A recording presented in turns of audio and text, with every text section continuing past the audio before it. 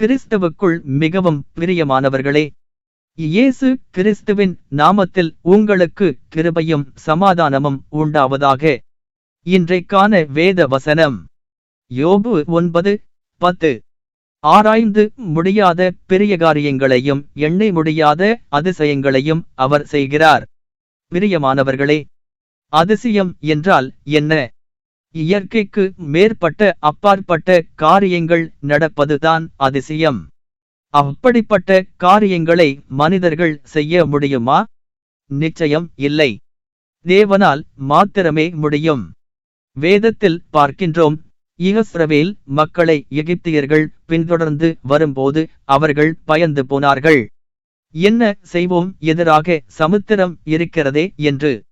ஆனால் தேவன் மோசேயை கொண்டு சிவந்த சமுத்திரத்தை இரண்டாக பிளக்க செய்து இஸ்ரவேல் மக்களை தப்பிப்போகும்படி செய்தார். வீணாக தொடர்ந்து வந்த எகிப்தியரை சமுத்திரத்தில் சிக்குண்டு அழியும்படி செய்தார். வாருங்கள், இஸ்ரவேல் மக்கள் பயத்துடன் போய்க் கொண்டிருந்திருப்பார்கள், எதிரில் வழி இல்லையே என்று. கர்த்தர் வழியை உண்டாக்கி இயற்கைக்கும் மேற்பட்ட அதிசயத்தை செய்து அவர்களை காப்பாற்றினார். எனக்கன்பானவர்களே, இன்றைக்கு நீங்களும் ஒரு சில காரியங்களில் அதிசயங்கள் நடந்திடாதா என்று எதிர்பார்த்து கொண்டிருப்பீர்கள். எனக்கு இந்த ஆண்டிலாவது வேலை கிடைத்திடாதா, இந்த ஆண்டிலாவது கர்ப்பத்தின் கனி கிடைத்திடாதா, மருத்துவர்கள் இனி பிழைப்பதே கடினம் என்றார்களே, எனக்கு ஒரு சுகம் கிடைத்திடாதா, கடனில் இருந்து விடுதலை கிடைத்திடாதா, பாவத்தில் இருந்து விடுதலை கிடைத்திடாதா, எனக்கு எதிராய் நீதிமன்றத்தில் வழக்கு இருக்கிறதே, அது என் சார்பில் பதில் கிடைத்திடாதா, தொழில் காரியங்களில் ஆசீர்வாதம் கிடைத்திடாதா, இந்த ஆண்டிலாவது சொந்தமாக வீடு கிடைத்திடாதா என்று பல காரியங்களில் நீங்கள் அதிசயத்தை எதிர்பார்த்து கொண்டிருப்பீர்கள். கர்த்தர் உங்களுக்கு ஆராய்ந்து முடியாத பெரிய காரியங்களையும் எண்ணி முடியாத அதிசயங்களையும் செய்ய போகிறார். வழி இல்லையே என்று நீங்கள் நினைத்து கொண்டிருக்கிற காரியத்தில் கர்த்தர் உங்களுக்கு வழியை உண்டாக்குவார். அவர் அதிசயமான நாமமுடையவர். விசுவாசியுங்கள், எதை குறித்தும் கலங்காதீர்கள். இந்த ஆண்டில் எண்ணி முடியாத அதிசயங்களை செய்ய போகிறீரே, ஸ்தோத்திரம் என்று சொல்லுங்கள். கர்த்தர் உங்களை ஆசீர்வதிப்பாராக.